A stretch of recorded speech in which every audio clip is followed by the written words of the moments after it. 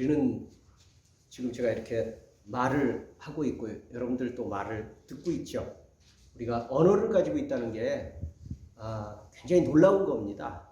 우리는 너무 당연하게 생각을 하지만 말을 함으로 인해서 의사소통을 할 수 있다는 게 굉장히 놀라운 일입니다. 근데 여러분, 그보다 더 놀라운 일이 뭔지 아십니까? 진짜 놀라운 일입니다. 하나님이 우리와 똑같은 말을 쓰시고 있다는 거예요. 아니, 사람하고 하나님이 같은 말을 쓴다는 게 이게 말이 됩니까? 근데 생각할수록 하나님이 그만큼까지 우리와 대화를 하고 싶으신 거예요. 그래서 말을 통해서, 여러분, 성경이 하늘의 언어로 쓰였다면 우리가 이해할 수 있을까요? 하늘의 언어로 쓰였다면, 천사들이 쓰는 말로 쓰였다면 우리가 이해할 수 있을까요? 이해 못해요. 근데 사람이 쓰는 말로 성경이 기록되어 있어요. 그런데 하나님 말씀입니다.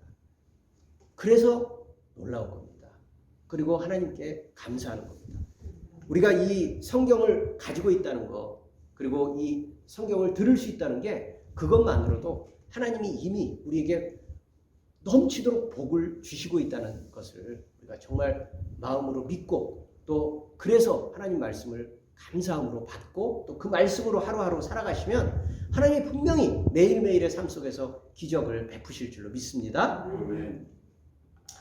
여러분, 지난 주일 혹시 기억하실지 모르겠지만 지난 주에 얘기 나왔었던 배경은 유다의 광야입니다. 유다의 광야는 말씀드렸듯이 우리는 아무도 가본 사람이 없지만 굉장히 황막한 곳입니다. 그럼에도 불구하고 그 황막한 곳에 외치는 자의 소리, 요한이 있었습니다. 그곳에 많은 사람들이 찾아왔습니다. 그리고 요한은 그의 메시지, 가장 중요한 것은 중간결산이었습니다. 기억하시죠? 회개하라, 천국이 가까웠다. 회개하라, 천국이 가까웠다 라는 것은 뭡니까? 우리의 죄의 삶을, 지금까지 살아오던 죄의 삶을 청산하고 하나님 나라를 받으라는 겁니다. 천국을 받으라는 거예요. 구원을 받으라는 겁니다. 그런데 그것은요, 반드시 지금까지의 죄의 삶을 청산해야 됩니다. 여러분, 우리가 집이 있는데 새 집을 샀어요. 그러면 옛집을 버려야 새 집을 들어갈 수 있죠. 근데 옛집도 아깝네.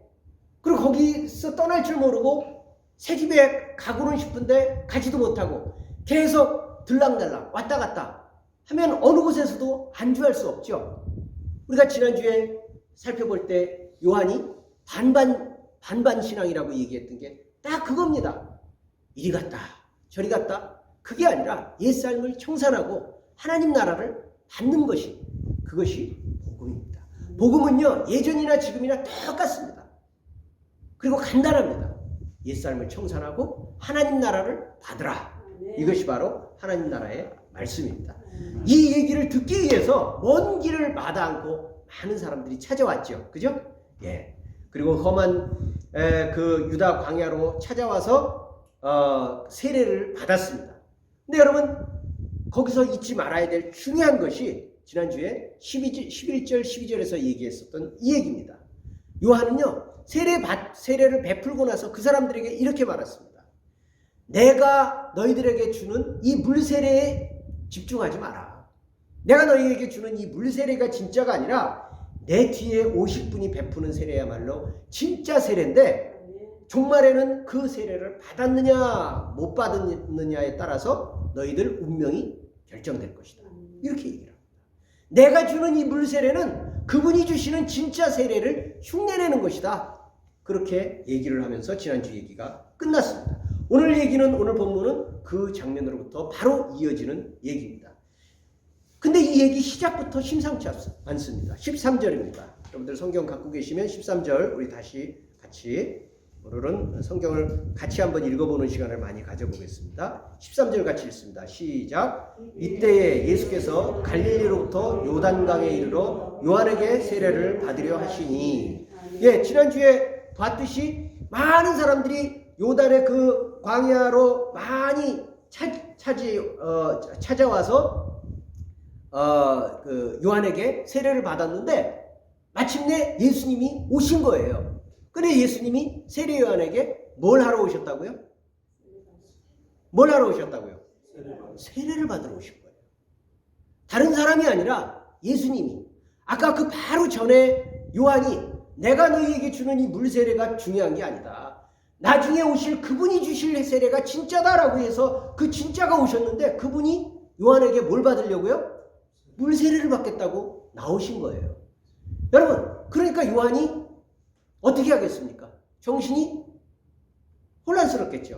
그래서 요한이 어떻게 대답하는지 보십시오. 14절. 같이 읽습니다. 시작. 요한이 말려 이르되 내가 당신에게 세례를 받아야 할 터인데 당신이 내게로 오시나이까. 여러분, 이 요한의 당황스러운 심정이 이해되세요? 네, 당황스럽잖아요. 얼마나 당황스러워요. 자기는 진짜가 아닌데, 진짜가 오셨는데, 그럼 그분이 이제 세례를 베푸시는 걸 자기가 옆에서 시중을 들어야 되잖아요. 근데 예수님은 요한에게 내가 너에게 세례를 받겠다, 이렇게 말씀하셔요. 여러분, 이 얘기가 더 황당스럽게 느껴지려면요, 세례가 무엇인지를 알아야 돼요. 세례가 도대체 뭐길래 요한이 저렇게 당황스러워할까? 여러분, 첫째는요, 세례는요, 죄인이 받는 거예요. 그렇지 않아요? 세례 뜻이 뭐예요? 옛사람이 죽고, 그렇죠? 하나님 안에서 새 사람으로 태어나는 거잖아요. 옛사람이 왜 죽어야 돼요? 옛사람이 뭐기 때문에? 죄인이니까.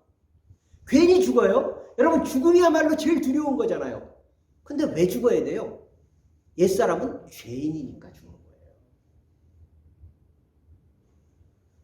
두 번째는요, 그게 이제 그 표시가 뭐예요? 우리 대개 이제 일반적인 뭐 장로교나 그런 데서들은 그 세례를 이렇게 그 물에다 담아서 이렇게 찍는 형태로 하지만 진짜 예전에 베풀던 건 어떻게 했었어요? 강에서 푹 빠졌죠. 그랬다 올라오는 거잖아요.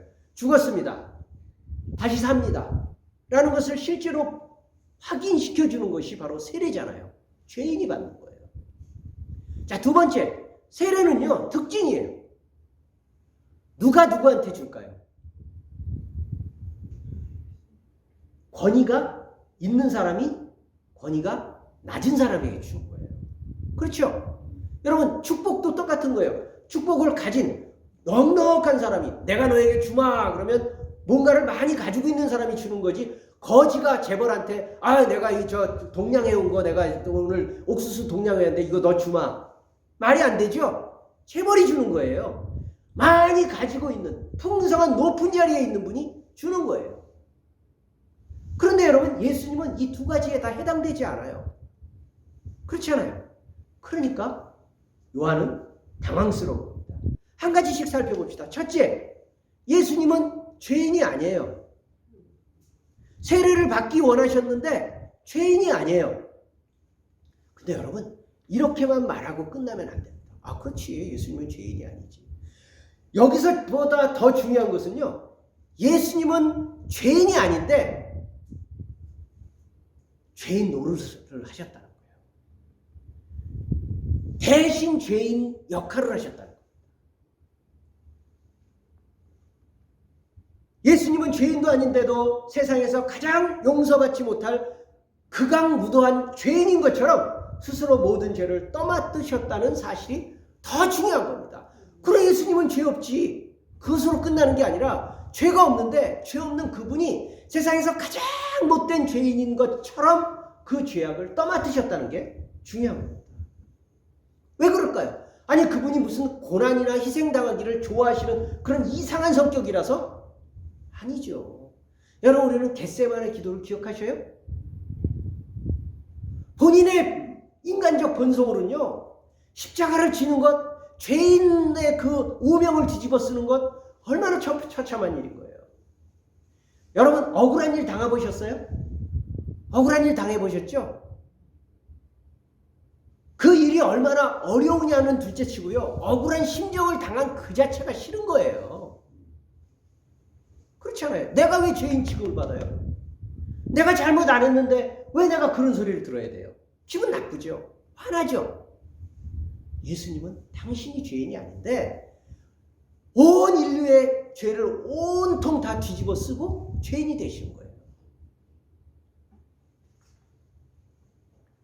우리가 지은 죄로 인해서 영원한 심판을 당해야 하지만 그분이 우리 대신 죄인이 되셔서 모든 죄를 다 지시고 죄인인 것처럼 죽으신 겁니다. 여러분, 우리는 그렇게 말할 수 있죠. 아이고, 우리가 지은 죄라면 우리가 당해야지요. 왜 상관없는 분이 대신 당하시나요?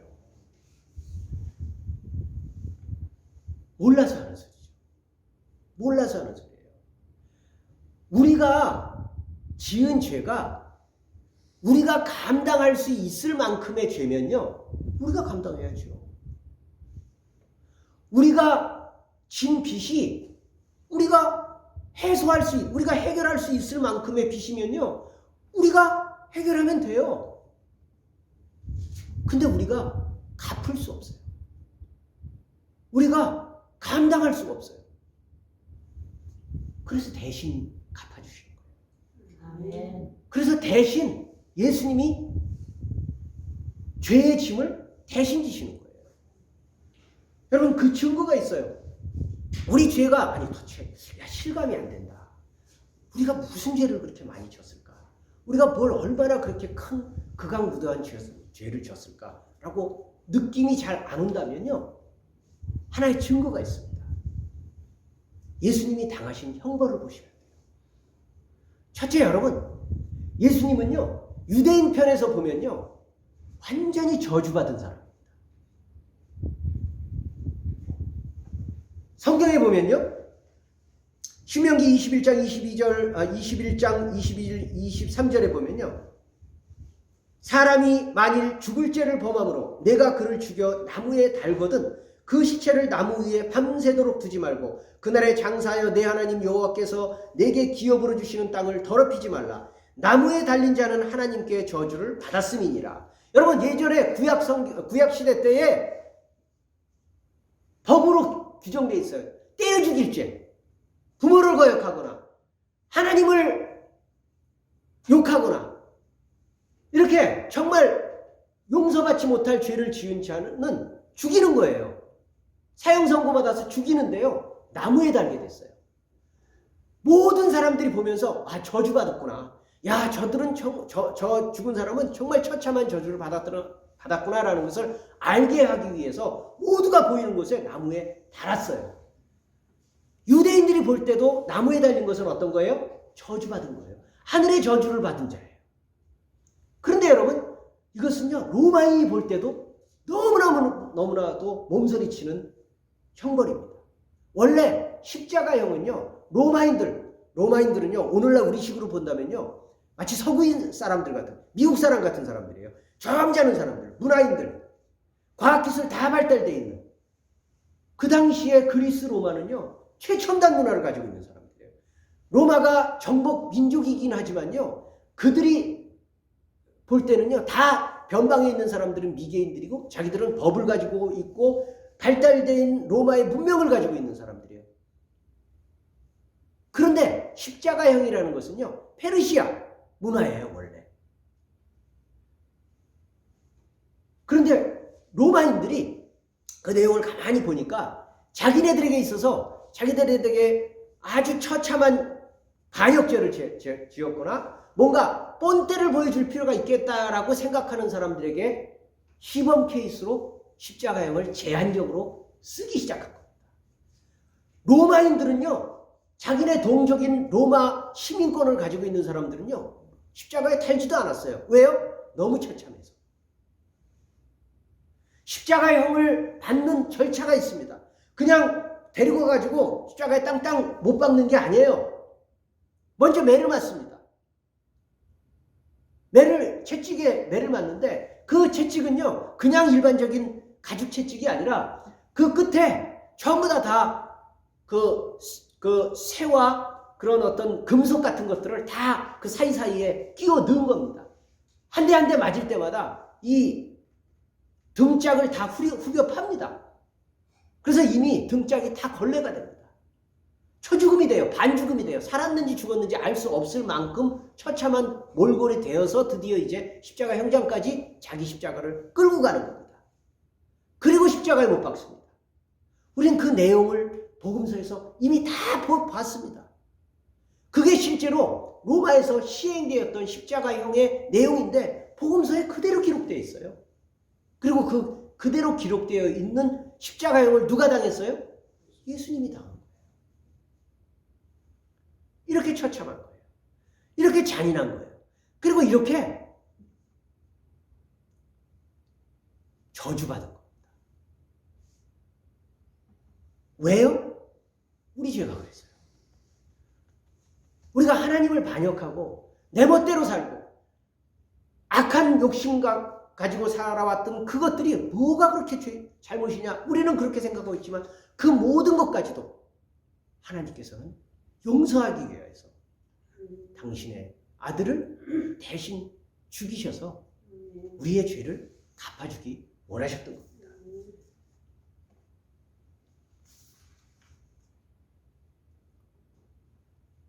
유대인들이 볼 때나 로마인들이 봐도 도저히 용서받기 힘든, 그래서 때려 죽일 죄, 이게 바로 십자가형입니다. 근데 그 때려 죽일 죄를 예수님은 받으신 겁니다. 그래서 예수님은 십자가에 죽어가시면서 최후로 이렇게 말씀하십니다. 다 이뤘다. 십자가형을 받은 사람이 어떻게 그런 말을 할 수가 있어요? 십자가형을 받으면서 죽어가는 사람은 너무 억울하다. 내가 왜 이래야 되지? 이러고 죽어야 되는데 다른 이루었다. 내가 다 끝마쳤다. 이렇게 승리의 선언을 하고 죽으셨습니다. 하나님은 그 빚이 너무 커서 갚지도 못할 사람에게 빚을 갚으라고 빚독촉을 하시는 대신에 당신의 상속자 외아들한테 대신 갚도록 하신 겁니다. 도저히 갚을 수가 없거든요. 그러니까 쫓아다니면서 빚 갚아, 빚 갚아, 빚 갚아, 빚 갚아 이렇게 하시는 게 아니라 당신의 외아들, 상속자 외아들한테 그 빚을 대신 갚도록 하신 거예요. 그런데 여러분 더욱 민망한 것은 그걸 보면서 사람들은 자기 가슴을 치면서 미안해해야 되잖아요. 왜요? 내 죄 때문에 예수님이 돌아가셨으니까. 그런데 미안하기는커녕 사람들의 반응은 그럴만해서 그랬다. 저 사람이 당할만해서 당했다. 이렇게 보았다는 겁니다. 그는 멸시를 받아 사람들에게 버림을 받았으며 간고를 많이 겪었으며 질고를 아는 자라 마치 사람들이 그에게서 얼굴을 가리는 것 같이 멸시를 당하였고 우리도 그를 귀히 여기지 아니하였도다. 그는 실로 우리의 질고를 지고 우리의 슬픔을 당하였거늘 우리는 생각하기를 그는 징벌을 받아 하나님께 맞으며 고난을 당한다 하였노라. 본문에는 없지만 여기다 그러나를 넣을 수 있습니다. 그러나 그가 찔림은 우리의 허물 때문이요 그가 상함은 우리의 죄악 때문이라. 그가 징계를 받음으로 우리는 평화를 누리고 그가 채찍을 맞음으로 우리는 나음을 받았도다. 우리는 다 양 같아서 그릇 행하여 각기 제 길로 갔거늘 여호와께서는 우리 모두의 죄악을 그에게 담당시키셨도다. 이사야서 53장의 말씀입니다. 이미 예고되어 있습니다. 예고되어 있는 그 일을 하기 위해서 예수님은 이 땅에 오셨고 그 일을 하기 위해서 준비하는 마음으로 세례를 받으신 거예요. 하나님 앞에 다시 한번 예수님이 오실 때 이미 알고 계셨지만 하나님 앞에 다시 다짐하시는 거예요. 예, 하나님, 성부 하나님, 아버지시여, 제가 하나님께서 행하게 하신 그 일을 하겠습니다. 그 결심으로 세례를 받으신 겁니다.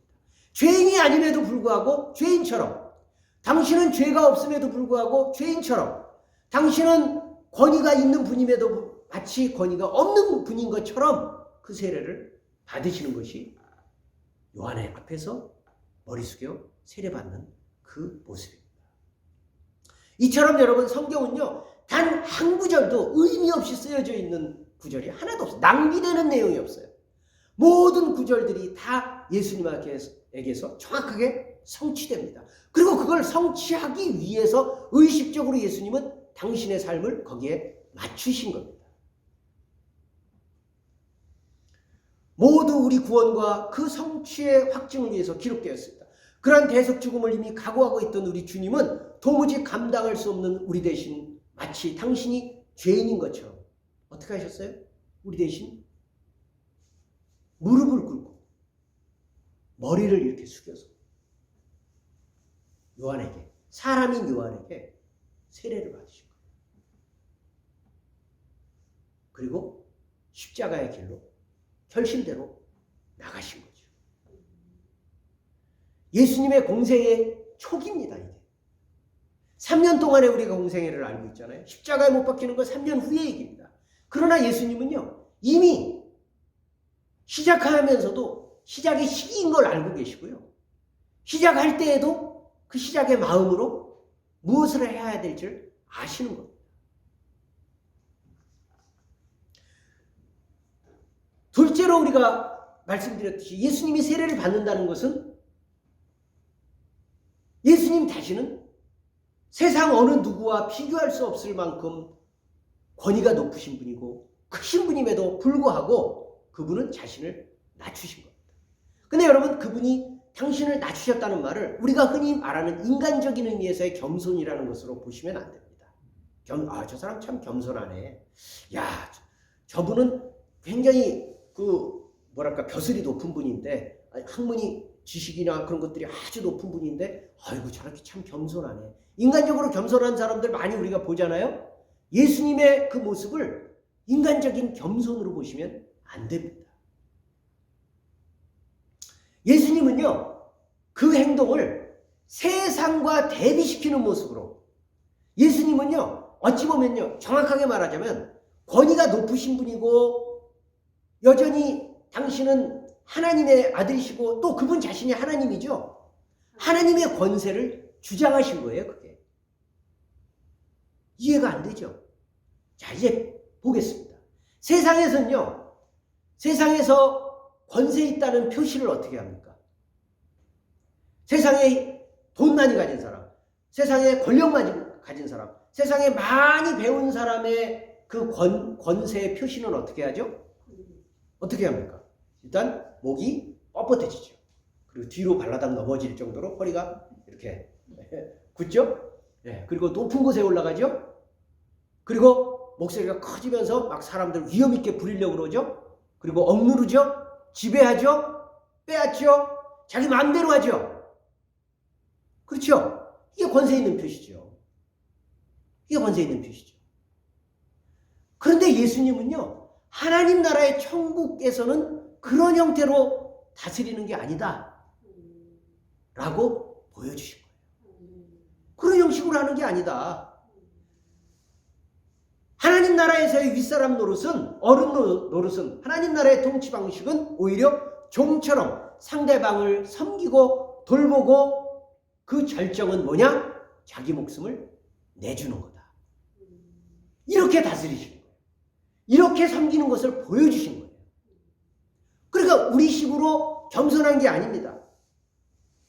저 사람 참 겸손하네. 예수님은 참 겸손한. 예수님에게는요, 겸손이라는 표현을 쓰면 안 되는 겁니다, 사실은. 예수님은요, 그분이 다스린 거예요. 그분이 통치하신 거예요. 근데 우리가 볼 때는요, 겸손해 보이는 거죠. 근데 사실은 하늘나라의 통치 방식은 우리와 질적으로 다른 겁니다.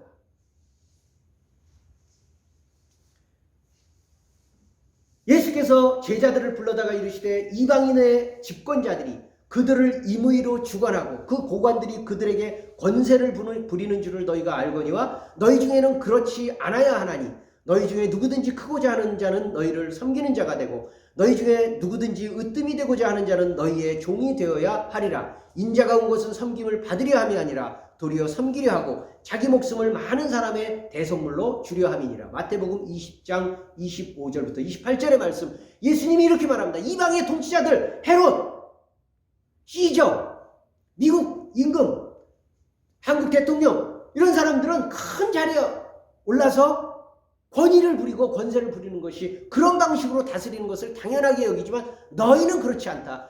너희들 안에서 임한 하나님 나라의 방식은 그렇지 않고 높아진 사람은 오히려 낮아서 섬기고 모시는 역할을 해야 되고 죽기까지 복종하면서 자기의 생명을 내어주는 방식으로 다스리는 것이다. 그리고 그것을 내가 이제 보여주마 라고 예고하시면서 그렇게 가셨던 게 예수님입니다. 다시 말씀드리지만 이것은 도덕이나 윤리의 인간적 겸손이 아니라 하나님 나라의 우리와는 질적으로 다른 다스림, 통치 방식을 보여준 겁니다. 온 세상의 천지만물의 주인이신 하나님은 사실 하나님은요, 당신이 세상을 말씀으로 지으신 분이 하나님이 원하신다면 못하실 게 뭐가 있어요?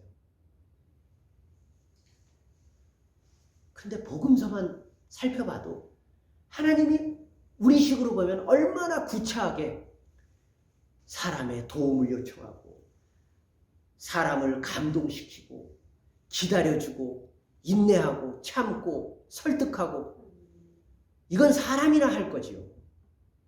권위가 있는 모든 걸 갖고 있는 만군의 하나님이 명령으로 하시면 되는 걸 왜 그렇게 오래 참으십니까? 왜 기다리십니까? 왜 복장이 터져 죽을 것처럼 기다리십니까? 하나님은 우리를 사랑하시고 또 우리는 세상에서 닮아야 될 진정한 하나님 나라의 다스림의 방식을 보여주기 위해서 그러신 겁니다. 한 사람의 구원과 변화를 위해서 속이 타서 죽을 지경으로 돌보고 섬기고 희생하고 기다리고 결국 죽었다는 말씀이 예수님의 일대기입니다. 세상에서도 어때요? 가장 간절한 사랑은 뭘로 나타나요? 죽음으로 나타나죠. 대신 죽는 거로 세상에서도 대신 죽은 사람보다 더 사랑하는 표현이 나타나는 게 어디 있어요? 그렇지 않아요? 아무리 천근만근의 선물을 갖다 준다 해도 대신 죽는 거는 비교할 수 없잖아요. 예수님은 그렇게 했어요. 대신 죽으신 거죠.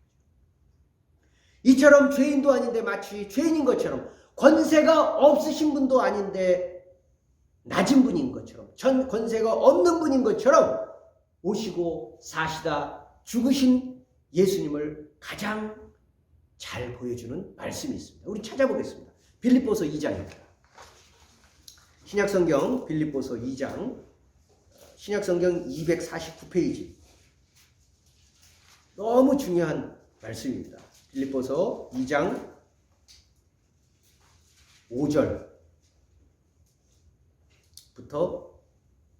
9절까지 우리 한 목소리, 8절까지 우리 한 목소리를 같이 읽습니다. 찾으셨죠? 읽겠습니다. 시작. 너희 안에 이 마음을 품으라. 곧 그리스도 예수의 마음이니 그는 근본 하나님의 본체시나 하나님과 동등됨을 취할 것으로 여기지 아니하시고 오히려 자기를 비워 종의 형체를 가지사 사람들과 같이 되셨고 사람의 모양으로 나타나사 자기를 낮추시고 죽기까지 복종하셨으니 곧 십자가에 죽으심이라.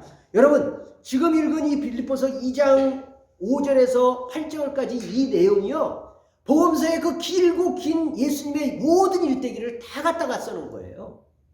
원래 그분은 하나님과 동등한 분인데 본체로 같은 분인데도 불구하고 그분은 동등한 자기의 자리를 스스로 자기의 것으로 여기지 아니하시고 취할 것으로 여기지 않고 자기를 비워 어떤 형체를 가졌다고요? 종의 형체. 종의 형체가 뭐예요? 저와 여러분들과 같이 육체를 입어서 불편하기 그지없는 이 몸 있잖아요. 병들고 아프고 누추해지고 피곤해지고 그런 우리 알고 있는 이 수치스럽고 불편한 이 육체를 입고 오셨다는 거예요, 하나님이.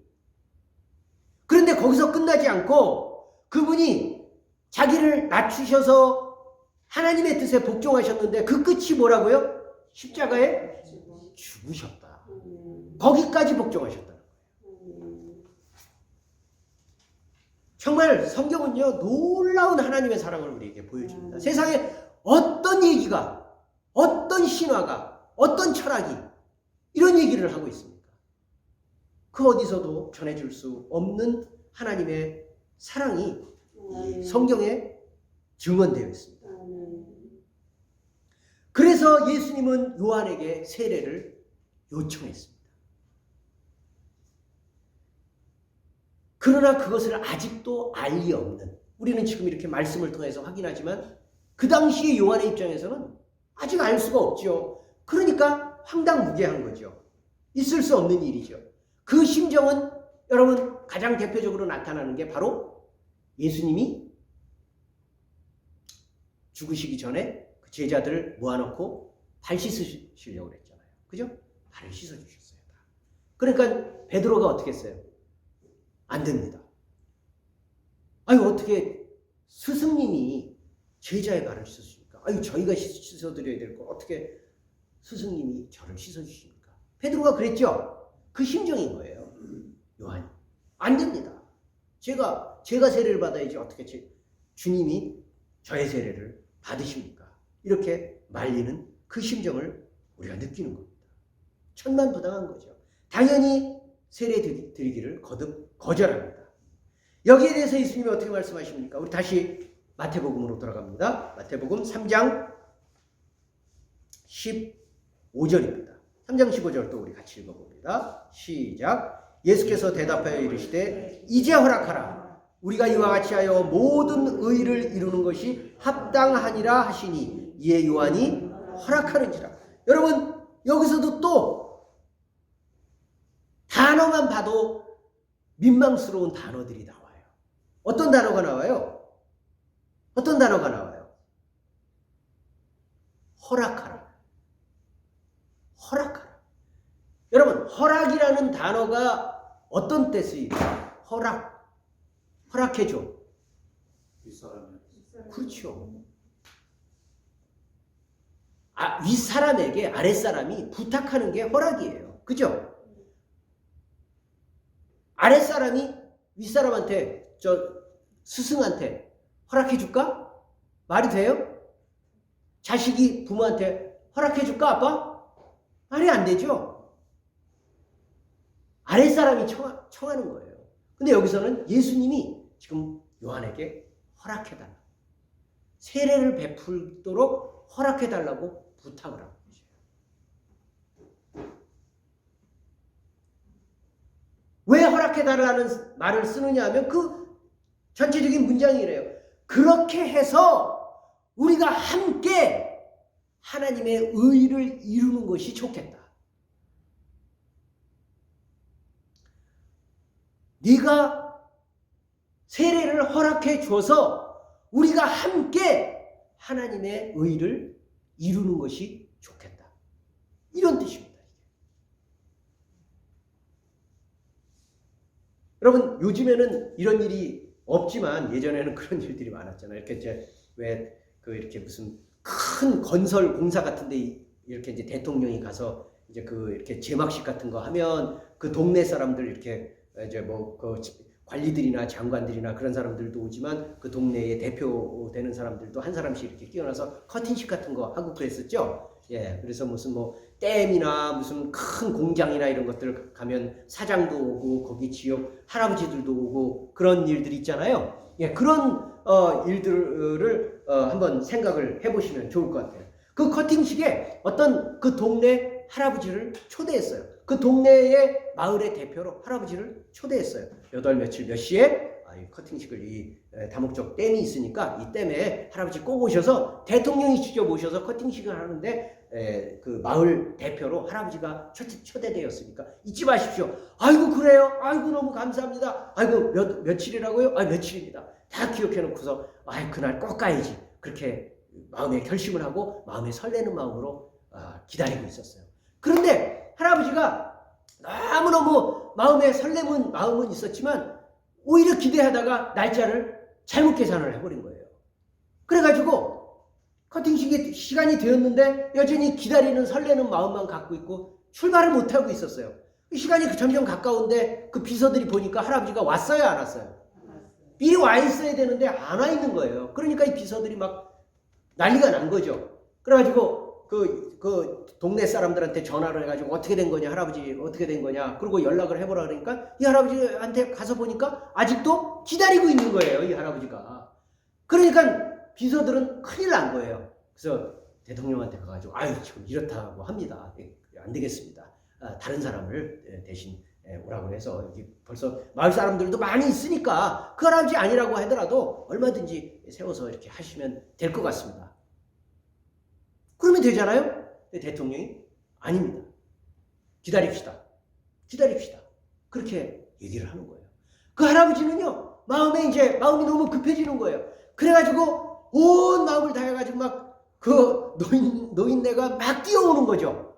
그 있는 그 건설 현장까지 막 한다름에 뛰어와서 헐떡헐떡 되면서 그 곳까지 왔습니다. 대통령을 그 보는 마음이 어떻겠습니까? 너무너무 미안하겠죠. 그런 대통령이 이제 됐습니다. 우리 다 같이 함께 커팅식을 합시다. 당신이 오셨으니 우리 이제 함께 이 댐을 엽시다. 이렇게 하면서 커팅식을 하는 겁니다. 여러분, 예수님이 하신 그 세례요한한테 부탁하신 것은 이 대통령이 한 얘기하고도 비교할 수 없을 만큼 큰 부탁입니다. 감당할 수 없는 은혜를 베푼 거예요. 그 할아버지가 뭐 대단한 사람이라고, 그 할아버지가 뭘 얼마나 엄청난 사람이라고, 아무 의미가 없다라고도 생각할 수 있는데 대통령은 그와 함께 그와 함께 그 동네에 있어서의 그 나라에 있어서의 굉장히 중요한 일을 함께 하는 사람으로 불러낸 겁니다. 마찬가지로 하나님께서는 사람과 함께 당신의 하나님 나라의 역사를 이루기 위해서 허락하라, 우리와 함께 그 일을 하자라고 초대하시는 부름을 요한에게 하고 계신 겁니다. 여러분, 이와 같이 온 세상을 다 만드시고 홀로 주관하시는 참된 주인이신 하나님께서 한낱 먼지만도 못한 우리를 동역자로 삼아서 하나님 나라의 사업을 함께 해나가자고 부탁하신다면 그게 상상이 되겠습니까? 요한이 그런 일을 당했죠? 그런데 여러분, 요한이 혼자서 경험한 일이 아니에요. 저와 여러분들에게도 똑같이 당하고 있는 일이에요. 만군의 하나님께서 온 세상의 유일하신 주인이신 우주의 참된 주이신 하나님이요, 우리에게 우리 함께 하자, 내가 너를 동역자로 삼아서 하나님 나라의 일을 함께 했으면 좋겠어 라고 우리를 부르셨어요. 기도 제목을 이렇게 매일 기도를 하고 있어요. 근데 기도 제목을 이렇게 보니까 두 가지로 다 묶여요. 여러분들이 이렇게 하셔서 기도 제목 여러 가지를 쓰셨지만 두 가지예요. 첫째는 뭘까요? 두 가지. 건강. 두 번째는 뭘까요? 다 가족 구원이에요. 네, 가족 구원이에요. 가족 구원 아니면 어쨌든 이미 예수 믿는 사람들은 어쨌든 가족 건강일 수도 있고 행복하기를 위해서 하여간 가족을 위해서 기도하고, 하나는 당신의 건강을 위해서 기도합니다. 여러분, 이게 하나님의 마음에 맞는 것입니까? 안 맞는 것입니까? 여러분들이 건강해지기를 원하는 것이 하나님의 뜻입니까? 아닙니까? 아니에요? 하나님이 계속 여러분들 계속 아프다 죽기를 바라셔요? 아니죠. 여러분들 가족들이 하나님 앞에 나와서 함께 예배드리기를 바라시는, 함께 구원받아서 예배드리게 되는 것이 하나님의 뜻이 맞습니까? 아닙니까? 맞습니다. 맞죠? 하나님의 뜻이죠? 하나님의 일이 맞죠? 근데 여러분들이 기도 제목으로 내셨죠? 누구의 일을 하는 거예요? 하나님의 일을 하는 거예요. 내가 내 건강을 위해서 기도하는 것 같지만 누구의 일을 하는 거예요? 하나님의 일을 하는 거예요. 내가 내 가족 하나님 건강하게 해주십시오. 내 가족 하나님 믿게 해주십시오. 내 가족들이 예수님 믿어서 함께 예배드리게 해주십시오. 내 욕심을 위해서 구하는 게 아니라 누구 일을 하는 거예요? 하나님의 일을 하는 거예요. 하나님의 일을 여러분들 소원처럼 마음속에 소원으로 주셔서 여러분들이 기도하는 거예요. 그러니까 합력하여서 선을 이루시는 겁니다. 그렇죠? 그렇기 때문에 요한에게 일어났던 일이 저와 여러분들에게도 똑같이 지금 하나님이 너를 통해서 우리가 함께 하나님 나라의 의를 이루자 이렇게 말씀하시는 겁니다. 그러니까 여러분들은 마음껏 하나님 앞에 부르짖어 낫게 해주십시오. 내 가족들이 구원받게 해주십시오. 내 친지들이 하나님 알게 해주십시오. 이렇게 기도하셔야 됩니다. 하나님께서는 여러분들의 이름을 하나씩 하나씩 부르시면서 이제 허락하라. 우리가 함께 의를 이루자. 이렇게 요청하시는 겁니다. 거기에 대해서 여러분들은 응답하시고 거기에 따라서 믿음으로 행하셔야 됩니다. 하나님은 우리의 허락을 기다리십니다. 우리의 믿음의 동참을 애타게 기다리십니다. 우리는 우리 처지를 보면서 아이고 병실에 누워서 하루하루 힘겹게 견디는 우리가 무슨 하나님의 사명을 감당하겠어. 겨우 그냥 잘 퇴원하면 그만이지. 이렇게 생각하시는 건 우리 육신적인 생각인 거고 하나님이 나에게 사명을 허락하셨다. 건강도 하나님의 사명이고 가족 구원도 하나님의 사명이고 하나님 안에서 회복되어서 열심히 다시 교회 섬기고 가족 섬기고 일터를 섬기고 하게 되는 것도 하나님 사명을 이루는 것이다 라는 그 믿음을 갖고 깨어나시는 것이 여러분들이 그 사명에 응답하는 첫 걸음이 되는 것입니다. 오늘 말씀을 대입한다면 하나님은 내가 그렇게 기도함으로써 우리가 함께 하나님의 의를 이룬다라고 말씀하시는 겁니다. 그렇기 때문에 하늘을 향한 여러분들의 마음 다한 간절한 호소는 단순히 여러분들의 소원에서 끝나는 게 아니라 원래 출발점이 하나님으로부터 시작된 거예요. 여러분 진정한 기도는 하나님께 응답되는 기도는요. 출발점이 나에게서 시작된 게 아니에요. 내가 바랍니다. 내가 이렇게 바라요. 이게 원하고요. 이렇게 됐으면 좋겠고요. 저렇게 됐으면 좋겠고요. 출발점이 내가 아니에요. 출발점이 어디예요? 하나님부터 시작된 거예요. 하나님이요.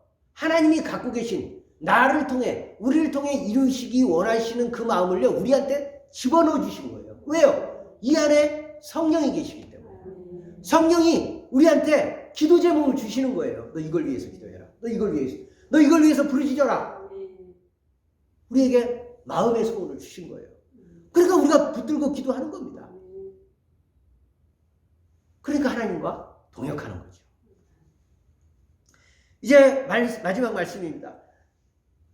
이렇게 해서 예수님께서 십자가를 통해서 하나님의 구원 사역을 기쁘게 받아들이시고 그 순종의 표시로 세례를 받으셨어요. 자, 요한이 이제 이해했습니다. 아유, 알겠습니다. 그리고 순종하면서 예수님에게 세례를 베푸셨어요. 근데 얘기가 여기서 또 끝나지 않나요? 무슨 일이 일어났어요? 16절, 17절 같이 읽습니다. 시작. 예수께서 세례를 받으시고 곧 물에서 올라오실새 하늘이 열리고 하나님의 성령이 비둘기같이 내려 자기 위에 임하심을 보시더니 하늘로부터 소리가 있어 말씀하시되 이는 내 사랑하는 아들이요 내 기뻐하는 자라 하시니라. 여러분 이 말씀도가 아니라 이 말씀은 그냥 부록처럼 끼워 맞춰진 게 아니라 이 말씀 자체가 굉장히 큰 말씀입니다. 여러분 예수님이 세례를 받으셨을 때 하늘이 열리고 성령이 비둘기같이 예수님 위에 임하시고 하늘에서 이런 소리를 듣게 됩니다. 역시 너는 내 아들이다. 내가 너를 정말 기뻐하노라. 역시 너는 내 아들이다. 예수님이 세례 받으신 것을 하나님이 정말 기뻐하신 거예요. 왜요? 하나님께서 아버지이신 하나님께서 예수님을 세상에 보내실 때 기대하셨던 그 역할을 기쁘게 감당하시기로 이미 마음에 결심을 하시고 그것을 세례를 받으심으로 인해서 복종하면서 이미 보여주셨던 거죠. 3년 후에 십자가형을 당하실 것이지만 그건 3년 후의 일이 아니라 이미 예수님 마음 안에서는 이루어진 거예요. 이루어진 거예요. 그러니까 하나님 기뻐하신 거예요. 구원사역이 끝났구나. 이루어졌구나. 역시 너는 내 아들이다. 내가 너를 기뻐하노라. 이렇게 우리 하나님께서 기뻐하시는 겁니다. 이것은 단순한 어떤 혈적 관계의 확인이 아니라 부모의 마음을 정확히 읽어낸 모습에 대한 사랑의 감탄사입니다. 이렇게 해서 예수님은 원래 하나님이 보내신 메시아이지만 그분은 여러분 이런 표징이 있다고 해서 비둘기같이 성령이 임하시고 하늘에서 소리가 나고 하는 이런 모든 일들이 없었다고 해서 예수님이 아이고 하나님이 나를 왜 기뻐하시지 않지? 내가 이렇게 했는데 하나님은 왜 기뻐하시지 않나? 왜 축복받지 모든 온 세계가 왜 기뻐하지 않지? 이렇게 예수님이 의심하셨을까요? 전혀 안 그래요. 이거는요 이미 다 일어난 일입니다. 예수님이 보실 때는요 다 이미 일어난 일입니다. 그런데 오히려 이것은 온 세상 사람들을 위한 것입니다.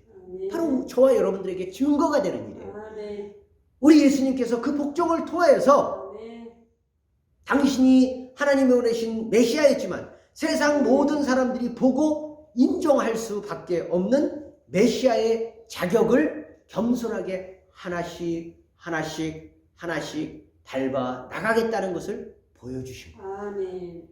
이미 예수님은요 당신은 메시아로서의 삶을 살기로 이미 작정하셨지만 사람들에게 보이기 위해서 세례도 받으시고 머리도 굽히시고 순종도 하시고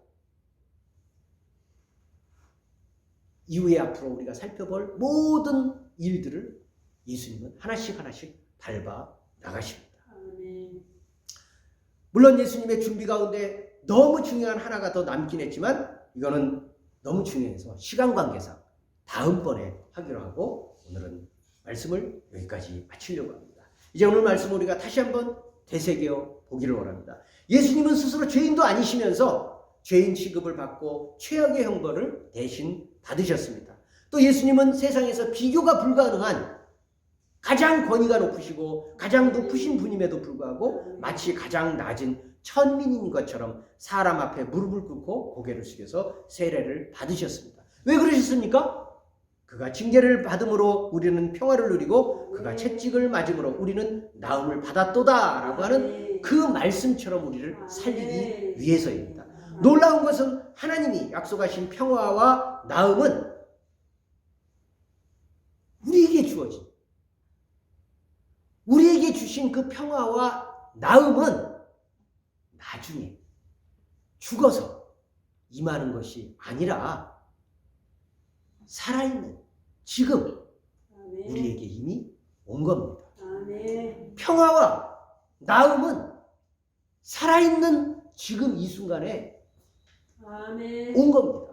여러분 나중에 진짜 영원한 천국에 들어가서는 평화와 나음이라는 말이라는 게 별 의미가 없어요. 그 자체가 이미 다 늘 누리는 일상인데 거기에서 뭐 평화를 강구합니다. 낫기를 원합니다. 회복되게 해주십시오. 눈물을 안 흘리고 행복하게 해주십시오. 배고픕니다. 배 좀 부르게 해주십시오. 그런 기도할 이유가 없어요. 이미 다 모든 것들이 채워져 있는 땅인데요. 지금 여기서 임하는 거예요. 지금 여기서 임하는 거예요. 그게 복음입니다. 이제 우리가 믿음으로 평화와 나음을 실제로 경험하면서 누리기를 원합니다. 그리고 하나님이 주신 선물을 실제로 체험하면서 누리면서 주님이 부르실 그날까지 그분이 주신 사명을 붙들고 기도하면서 기쁘게 감당해 나가는 것이 하나님과 함께 의를 이루는 것입니다. 이번 한중한 동안도 여러분들은 단순한 병자가 아니라 하나님의 사명자이니까 그 사명을 감당하는 마음으로 병실에서도 또 치료를 받는 과정 가운데서도 비록 아프지만 아픈 것도 하나님께서 낫게 해주시고 그것을 통해서 다른 환자들에게 하나님을 증거할 수 있는 역사가 일어나게 해달라고 사명자로서 살아가는 저와 여러분들 되시기를 바랍니다. 기도하겠습니다. 하나님 아버지 감사합니다. 우리 예수님께서는 죄인이 아니심에도 불구하고 마치 가장 못된 죄인인 것처럼 세상에서 제일 잔인하고 천박스러운 사형의 집행을 받아서 죽으셨고 또 우리 예수님께서는 가장 높으신 분임에도 불구하고 세상에서 가장 천한 천민인 것처럼 사람 앞에서 고개를 숙이고 무릎을 꿇고 세례를 받으셨습니다. 하나님 그것은 우리를 살리기 위함이고 우리를 낫게 하기 위함이고 우리를 평화하기 위함이고 우리를 화평하게 하기 위함이고 우리가 함께 하나님 아버지 이웃과의 관계, 가족과의 관계, 우리의 하나님 아버지 삶의 모든 묶인 것들이 풀어지게 하기 위함이신 줄로 믿습니다. 하나님 아버지, 이제는 주님께서 죽으심으로 인해서 우리가 나음을 얻었사오니 그 나음을 체험하게 하시고 경험하게 하시고 믿음으로 받아들이게 하시고 하루하루를 그 믿음 가운데서 살아갈 수 있도록 인도하여 주시옵소서. 그리고 하나님 아버지, 예수님께서는 그런 역할들을 사람과 함께 하나님 나라의 의를 이룬다라고 그렇게 말씀하셨듯이 부족하고 죄 많은 우림에도 불구하고 하나님께서는 우리를 주님의 동역자로 삼으셨사오니 한 주간 살아가는 모든 생활이 하나님의 동역자 되어서 하나님께서 뭘 원하실까, 하나님께서 나를 통해서 뭘 이루실까를 항상 생각하며 기도하며 그렇게 행해드리는, 그렇게 동역자로 행해드리는 그런 우리가 될 수 있도록 인도하여 주시옵소서. 그런 마음을 가지면서 살아가서 고통도 없어지게 하시고 통증도 없어지게 하시고 불편도 없어지게 하시고 하나님 아버지 더욱 활기차게 병상생활을 이어갈 수 있도록 인도하여 주시옵소서. 하나님 아버지, 다시 한번 우리 세순병원을 주님 앞에 올려드리오니 하나님 아버지, 세상에 많고 많은 병원들과 똑같은 병원이 아니라 하나님 살아계심이 확인되는 병원이 되게 하시고 하나님 살아계심이 증거되는 병원이 되게 하시고 하나님 앞에 찬양드리는 그런 병원 될 수 있도록 하나님 아버지 인도하여 주시옵소서. 감사하며 예수님의 이름으로 기도하옵나이다. 아멘.